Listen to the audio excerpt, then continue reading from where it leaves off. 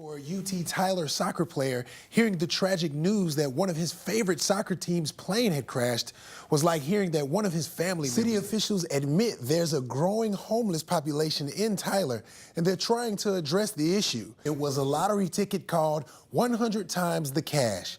The winner will claim a third of 4 prizes that are worth $2.5 million.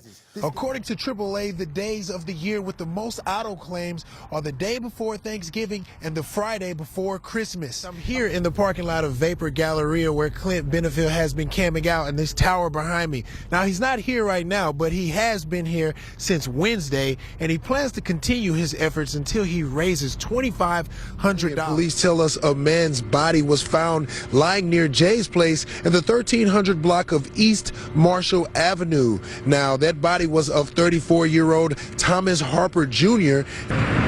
Clint Gillian, a vehicle traveling northwest on West Gentry, veered across traffic and struck a guy wire for a telephone pole. And that's when the vehicle rolled over and hit a vacant building on the corner of Shawnee Boulevard. And the CEO of Tyler Economic Development Council, Tom Mullins, says the unemployment rate is at 4%.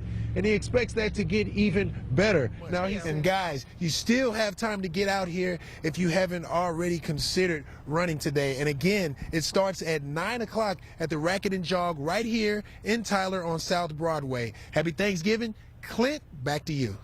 As Greg Crosby tells us, there's a real-life wonder right here, stealing hearts in Groesbeck. Just beyond the Groesbeck city limits, there's a little wonder.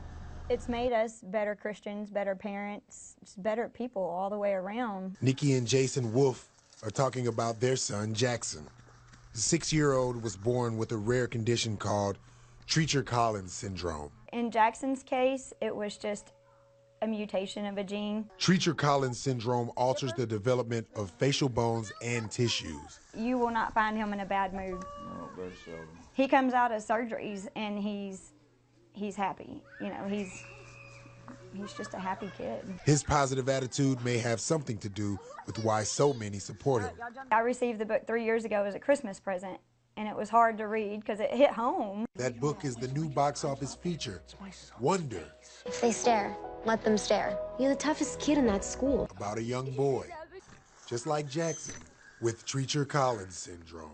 I just knew it was going to be something that was going to bring awareness to Treacher-Collins syndrome. And that opening night for Wonder, Jackson, his family and friends came to fill every seat in the house. We just kind of put it out there on Facebook that we were going to the movie at this time, and we walked into the theater and we had sold it out. Yep, it was every seat was sold out. Simply amazing. We all deserve a standing ovation. Everybody started cheering for us, and I just felt all of a sudden like I was floating up above it. Nikki and Jason say there are huge life lessons to be learned from this little wonder. One, we're all different.